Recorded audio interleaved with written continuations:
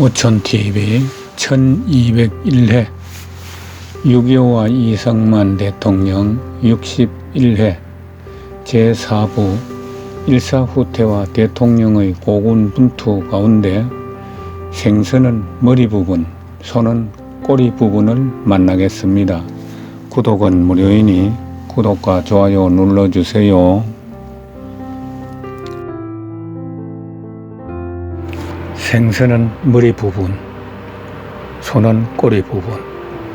1951년 1월 1일 회고하기조차 끔찍한 고통과 슬픔 속에서 보낸 순환의 해가 지나고 새해 새아침이 밝아왔다.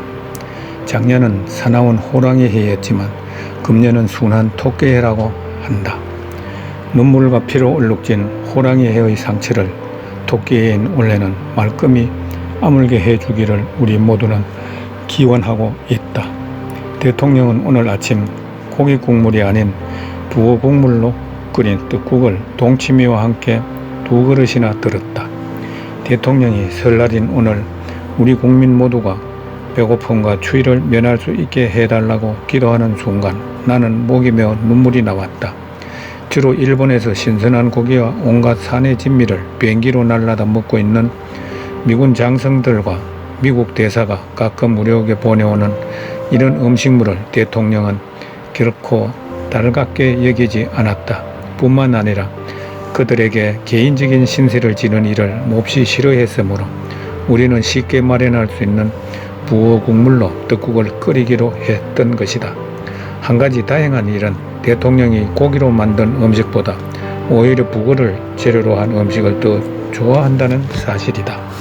그렇기 때문에 북어찜과 북어 무침은 우리 집 단골 메뉴인 뿐만 아니라 북어 대가리나 껍질도 절대로 버리는 일이 없다. 경무대 주방에서 음식을 만드는 양노인이 북어 대가리를 열심히 모으는 것을 대통령이 칭찬하는 것을 보고 나는 북어 껍질까지도 함께 모았었다. 맨 처음 나는 마음속으로 이 북어 대가리와 껍질은 끓여서 개밥에 섞어주면 좋겠다는 생각을 했었다. 그런데 6.25 전란이 일어나기 전 이른 봄 어느 날 새벽 동이 트기도 전에 양노인이 경무대 주방에서 국 끓이는 냄새가 나자 대통령이 잠옷바람으로 나가 한참을 기다려도 돌아오는 기척이 없었다. 그래서 방문을 열고 나갔더니 주방에서 대통령과 양노인이 도란도란 이야기를 하는 소리가 들려왔다. 나는 대통령이 새벽의 찬 기운에 감기라도 들까봐 잠옷 위에 걸치는 가운을 들고 주방으로 내려갔다. 그곳에서는 북어 대가리를 듬뿍 집어넣고 파와 풋고추를 썰어 넣고 끓인 국냄비를 가운데 놓고 대통령과 양노인이 대접 한가득 담은 국물을 마시고 있었는데 대통령의 표정이 무척 행복해 보였다. 부인을 여의고 혼자 사는 양노인은 술을 대단히 좋아했다. 전날 밤에도 술을 마시고 아침 일찍 와서 자신이 먹으려고 끓인 해장국을 대통령에게 나누어 드린 것이었다. 대통령이 나에게 생선은 머리 부분이 제일 맛있고 손은 꼬리 부분이 맛있다고 일러준 적이 있었다. 그토록 대통령이 즐겨하는 북어머리 탕에는 비타민 D와 칼슘이 풍부하여 몸에 좋을 것 같았다. 그 후 나는 양노인이 넣은 재료 외에도 당근과 양배추와 고기를 더 넣어서 영양가가 훨씬 많은 국물을 만들어 대통령에 권했었다.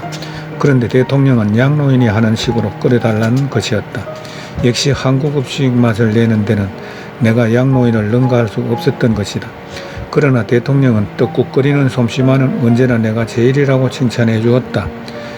국방장관이 와서 저기 우리 1사단과 미 24단을 돌파했다고 보고했다. 이것은 저기 일부러 택한 것 같다. 한국군 제1사단은 최정예 사단이다. 여러 달 동안을 미군의 측면을 지켜주면서 가장 필요하고 상황이 급박한 곳에 배치되어 왔었다. 지난 며칠 동안은 날씨가 몹시 추워 임진강이 얼어붙는 바람에 적이 별 어려움 없이 강을 건널 수 있었던 것이다. 이렇게 적이 공격해 올 위험이 커지자 적을 분리시키기 위해 아군은 철수해야만 했고 적이 1, 2개 연대 병력을 희생하게 된 것이었다. 미군들은 설치해 놓은 가시철망이 적의 공격을 지연시킬 것으로 확신했었으나 적에겐 병력 손실이란 전혀 안중에도 없다는 사실을 잊은 것이다.